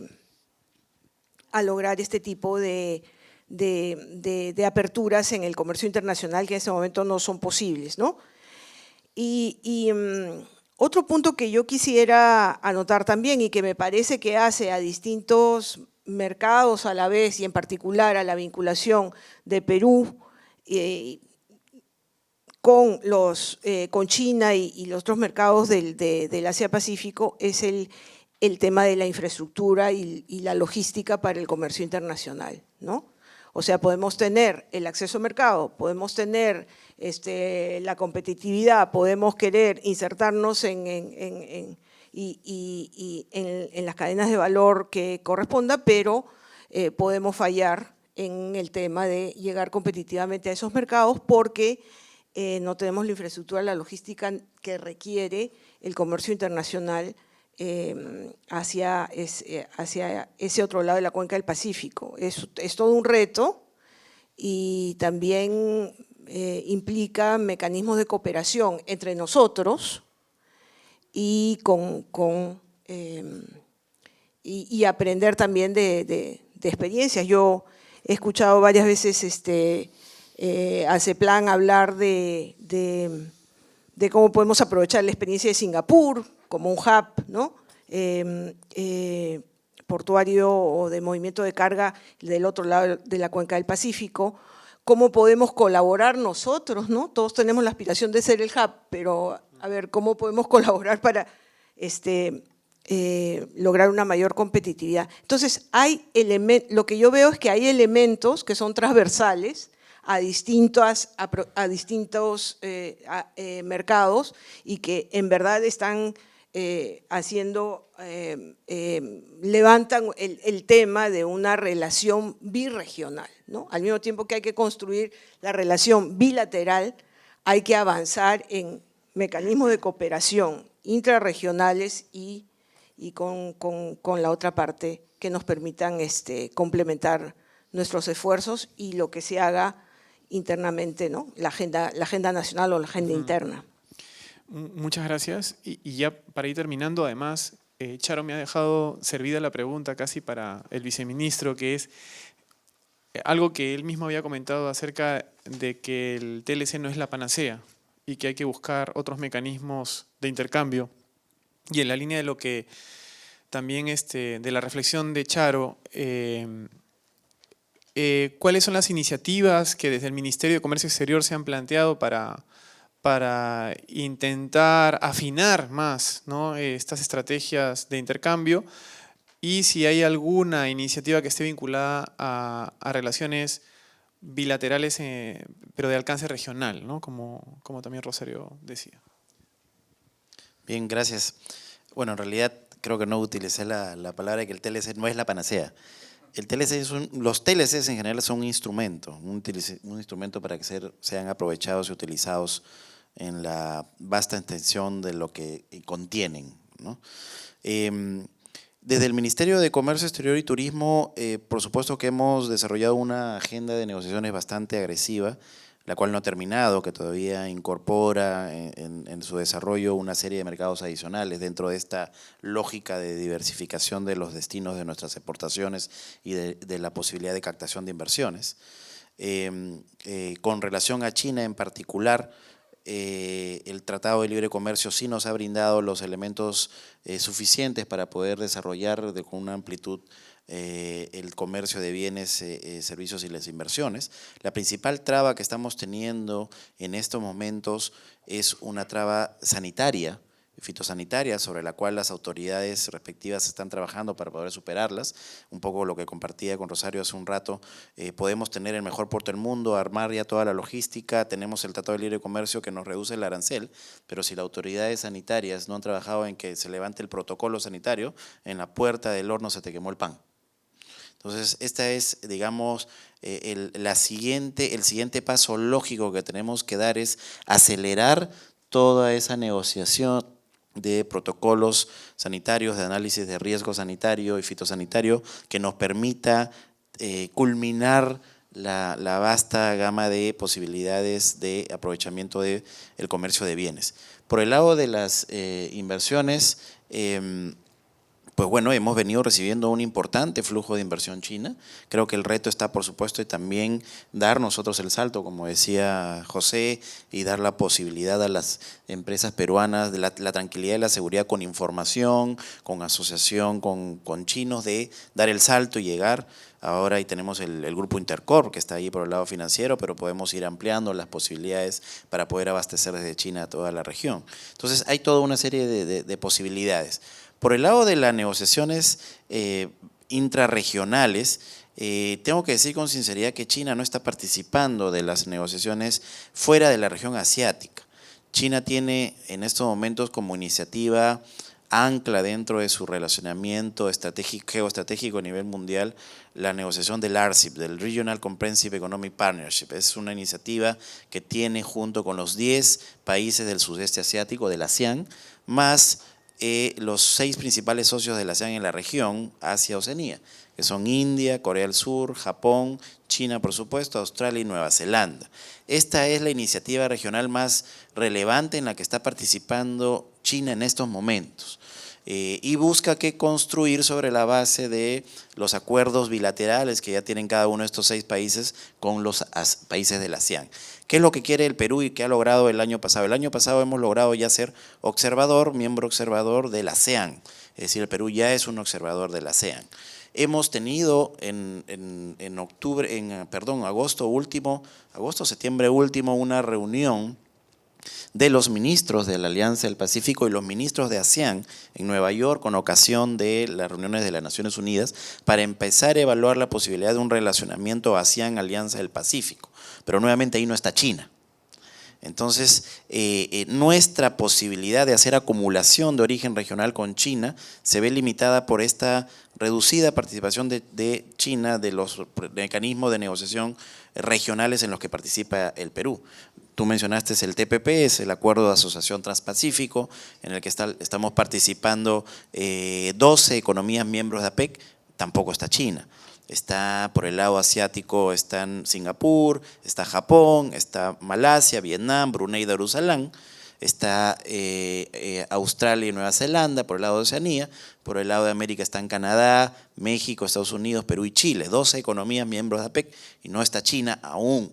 No sé si en el futuro lo estará, si le interesará ser miembro o no, pero esta iniciativa tiene dos objetivos claves. Una, construir un acuerdo ambicioso, de calidad, que aporte al desarrollo económico de los países, pero el segundo objetivo, y uno creo que es fundamental, es que pueda servir como la base para la futura área de libre comercio de la APEC, del Asia-Pacífico.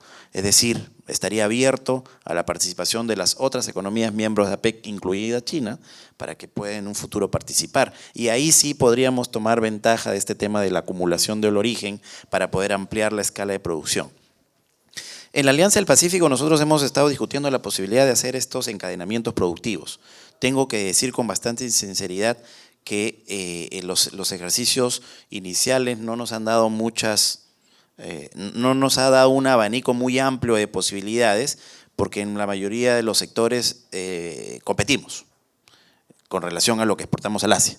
Entonces estamos tratando de hacer una segunda ola de ejercicios respecto a aquellos sectores que no entraron en la evaluación inicial para poder encontrar esas posibilidades. Estamos hablando de sobre todo el sector metalmecánico, el sector químico, en donde podríamos encontrar algunas posibilidades de encadenamientos productivos entre los países de la Alianza del Pacífico con miras a exportar a terceros países. Por el lado textil, por el lado, digamos, de industrias ligeras básicas, tenemos mucho nivel de competencia entre nosotros y no se ha encontrado unas posibilidades claras. En realidad, como puedes ver, hay una cantidad importante de iniciativas, de posibilidades que nos conllevan a un mayor relacionamiento con el Asia, con China algo limitados por la no participación de China en los procesos regionales en los que participa el Perú, y desde nuestra parte un interés, por supuesto, de seguir relacionándonos con el sudeste asiático y a través de ellos, ¿por qué no? En un futuro cercano, si el RCEP llega a un buen término, en algún momento el Perú también mostrarse con interés de observar ese proceso y dependiendo del nivel de profundidad y calidad de los acuerdos, ¿por qué no participar también de ellos? Muchas gracias. Bueno, el diálogo es muy interesante, podríamos seguir conversando, pero varios de los comentaristas se tienen que retirar, así que voy a ceder la palabra a Freddy Vargas, director de Prospectiva y Estudios Estratégicos de CEPLAN, para la finalización del evento. Muchas gracias. Gracias. Solamente unas breves palabras para cerrar, porque ya creo que se han dicho cosas bastante interesantes. Bueno, lo primero, agradecer a nuestro panel que ha sido tan bueno y que nos ha dado ideas súper frescas, súper buenas sobre nuestra relación con China. Y lo que tenemos que ver un poco es el por qué es que nosotros tratamos de desarrollar este foro con la Pacífico, con la Embajada China, contando con la participación de gente que conoce este tema y que lo maneja en el día a día, como por ejemplo el viceministro de Comercio Exterior. Y es porque nosotros creemos firmemente en que tenemos que mirar el mundo y tenemos que mirar a los mejores para poder ver futuro, para poder ver una visión de largo plazo de país. Y en este sentido, pues nosotros tenemos relaciones multilaterales, somos un país abierto al mundo y nuestro éxito pues está un poco basado en eso, el éxito futuro que vamos a tener. Pero en esta relación nosotros tenemos que tener claridad de quiénes son algunos socios con los cuales nosotros queremos relacionarnos de verdad. Y en el caso de China, los dos puntos yo creo fundamentales que tenemos que tomar en cuenta, fuera de que China es la segunda economía del mundo, el primer productor manufacturero del mundo y el primer exportador del mundo, es la cantidad de descendientes chinos que tenemos aquí en el Perú. Tenemos casi 3 millones de personas que son de origen chino aquí, lo cual nos conecta, nos genera una relación especial con este país. Luego, un par de ideas nada más pequeñas para cerrar. El tema de que tenemos que estar preparados para atender a toda esta nueva ola de gente de clase media que se está formando en China y en India. Bueno, no sé si ustedes saben, pero el 85% del crecimiento de la clase media mundial que se va a dar de aquí al 2030 viene de China y de India, entre 400 y 600 millones de personas. 400 a 600 millones de personas que van a tener necesidades de consumo y a los cuales vamos a tener que atender, pero tenemos que conocerlos primero, como nos han dicho en la mesa del día de hoy. Otro tema bien importante, si queremos concentrarnos en el alto valor agregado y en la gente que tiene dinero en el mundo, los ricos y los mega ricos también, porque también tienen necesidades y tienen necesidades de otro tipo, pues tenemos que ver la cantidad de gente que tenemos que tiene estas características en estos países. Pues más o menos, hay estudios aquí en el Perú que más o menos calculan que el número de millonarios que hay aquí en el Perú, es decir, personas que tienen ingresos netos anuales y que tienen una disposición de capital de más de $1 millón, es más o menos entre 2.000 y 4.000 personas. ¿Saben cuántos hay en China? 1.1 millones de personas que tienen esta cantidad de dinero. ¿Y saben cuántos billonarios hay en China? pues se estima, también ahí hay divergencias, pero se estima que hay entre 40.000 y 60.000. O sea, si se dan cuenta, hay un mercado potencial muy grande que se tiene que atender y para el cual no hemos diseñado productos y servicios específicos.